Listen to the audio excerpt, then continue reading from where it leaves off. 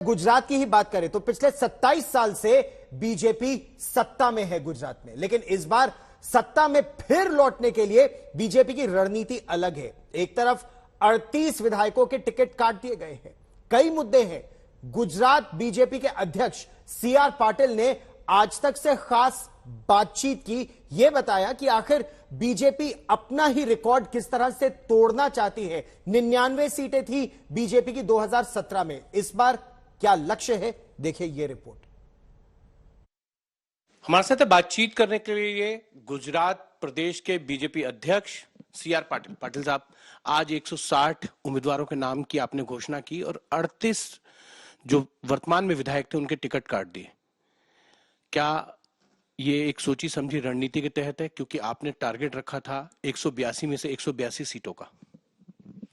बस उसी के आधार पर हम आगे बढ़ रहे हैं। मुझे उम्मीद है नए चेहरे के साथ जो हम आगे बढ़ रहे हैं, जो हर बार 20-25% चेंज आता है, तो वही चेंज है, नई ताकत उससे मिलती है। लोगों को भी नए चेहरे के ऊपर विश्वास होता है, अपेक्षा भी होती है। तो इन सभी ताकत को लेकर एक बुके बनाकर जो हम चल रहे हैं, तो उससे हमारे टारगेट पर हम पहुंच जाएंगे। इन 38 नामों में कई ऐसे कद्दावर नेता हैं जो मुख्यमंत्री रहे हैं, प्रदेश अध्यक्ष रहे हैं, उप मुख्यमंत्री रहे हैं, बहुत बड़े बड़े पोर्टफोलियो पे मंत्रालय में रहे हैं। उन सब ने एक झटके में ये कह दिया हम चुनाव नहीं लड़ना चाहते, हमारी जगह किसी और को मौका दिया जाए। स्वाभाविक है, उनको इलेक्शन छोटा लगता होगा, क्या नए लोगों को मौका देना चाहते होंगे। उन्होंने सामने से खत लिखकर उन्होंने इंटरव्यू भी दिया है सबको कि हमने ही नए लोगों को मौका देने के लिए पार्टी को सूचित किया है। क्या आम आदमी पार्टी इस बार जो है ट्रायंगुलर पहली बार लड़ाई दिख रही है पिछले 2.5 दशकों के अंदर, अगर देखा जाए तो आम आदमी पार्टी कितना इफेक्ट डालेगी और कितनी सीटें आप देखते हैं आम आदमी पार्टी को? मुझे कोई ट्रायंगल नहीं दिख रहा है।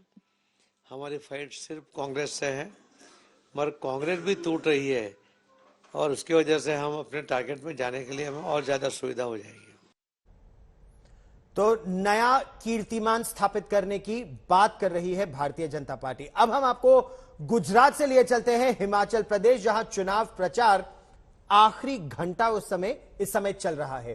केंद्रीय गृह मंत्री अमित शाह ने पालमपुर में रैली की। इस रैली में जहां वो कांग्रेस के परिवारवाद पर गरजे, वहीं चुनाव जीतने पर कॉमन सिविल कोड लागू करने का भी उन्होंने ऐलान किया। देखिए यह रिपोर्ट। अभी हमारे बिपिन भाई खामखा कहते थे कि पीएम नरेंद्र भाई है, नड्डा जी हमारे राष्ट्रीय अध्यक्ष है, अनुराग भाई सूचना प्रसारण मंत्री है, कांग्रेस के पास कौन है? अरे बिपिन भाई, आपको मालूम नहीं है कांग्रेस के पास? अरे सुनो सुनो, कांग्रेस के पास वहां भी मां बेटा है, यहां भी मां बेटा है। ये परिवारवादी पार्टी है। ये पार्टी में नीचे से उठकर आए हुए मेहनती पराक्रमी युवाओं की कोई जगह नहीं है। ये पार्टी में अगर आगे बढ़ना है तो किसी राजा रानी के घर में जन्म लेना पड़ता है भाई, तब जाकर आगे बढ़ सकते हो।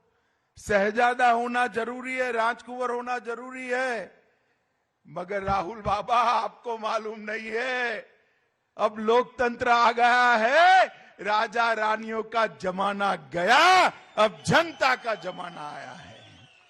घोषणा पत्र के अंदर हमने कॉमन सिविल कोड का वादा किया है। भारतीय जनता पार्टी बनते ही, सरकार बनते ही कॉमन सिविल कोड पूरे हिमाचल में लागू पड़ जाएगा। दूसरी तरफ बीजेपी अध्यक्ष जेपी नड्डा ने बिलासपुर में रैली की। जेपी नड्डा हिमाचल के लोगों से अपना उम्मीदवार बहुत ध्यान से चुनने की अपील कर रहे हैं। नड्डा ने पूछा कि क्या कांग्रेस ने 40 वर्षों में कभी अपने काम का हिसाब दिया राज्य में? सुनिए क्या कहा उन्होंने। अच्छा बगीचा तभी रहता है जब अच्छा माली चुनते हो। अगर माली कमजोर आ जाए तो बगीचा बिगड़ जाता है, और मिट्टी जब अपना हक अदा करती है तभी पेड़ अच्छा पौधा देता है, पौधा अच्छा फल देता है। तो इसलिए मैं आपसे यह निवेदन करने आया हूं कि आप चुनाव को सुलझाइए। एक नेता बिना कागज देखे 25 स्कीमें आपके हित की बताता है, 50 करोड़, 25 करोड़, 20 करोड़, 10 करोड़, 100 करोड़ ऐसी बात करता है। कभी आपने कांग्रेसियों से सुना ऐसी बात करते हुए? सुना कभी? 40 साल गुजार दिया, अम्मा तेरे बलदारा क्या हाला? सुना बीमार था आदमी, एरा पूछना नहीं, बल्द की बात करनी। और हमारे लोग बोले बड़ा बड़ा बड़ा बड़ी चिंता करता जी, मेरे बल्दरी चिंता करेगा। दूसरी तरफ कांग्रेस पार्टी की तरफ से प्रियंका गांधी वाड्रा ने भी जमकर प्रचार किया। हिमाचल प्रदेश के सिरमौर में प्रियंका गांधी ने जहां पुरानी पेंशन स्कीम को दोबारा शुरू कराने का वादा किया, वहीं इंदिरा गांधी के बनाए रिश्तों का भी उन्होंने जिक्र किया। मैं आपके चेहरे पे देख सकती हूं कि आप मुझसे प्रेम करते हैं। क्यों करते हैं? मुझसे मिले तो नहीं है, पहली बार देख रहे हैं। क्यों करते हैं? क्योंकि मेरी दादी जी ने आपके साथ एक रिश्ता जोड़ा। उस रिश्ते को आज मैं निभा रही हूं। क्या रिश्ता था? प्रेम का रिश्ता था, सेवा समर्पण का रिश्ता था। आपका इतना सुंदर प्रदेश है, मैं भी एक तरह से यहीं की निवासी हूं, और पेंशन मिले ना मिले रिटायर तो मैं यहीं होंगी। इस सरकार ने आपकी नौकरियां छीनी है, आपका रोजगार छीना है, आपका पेंशन छीना है, महंगाई बढ़ाई है। महंगाई को घटाते थे, जब ये आए थे 5 साल पहले कहा था महंगाई घटाएंगे। आज सेब की पैकेजिंग के गत्तों पर भी जीएसटी लगा रखी है।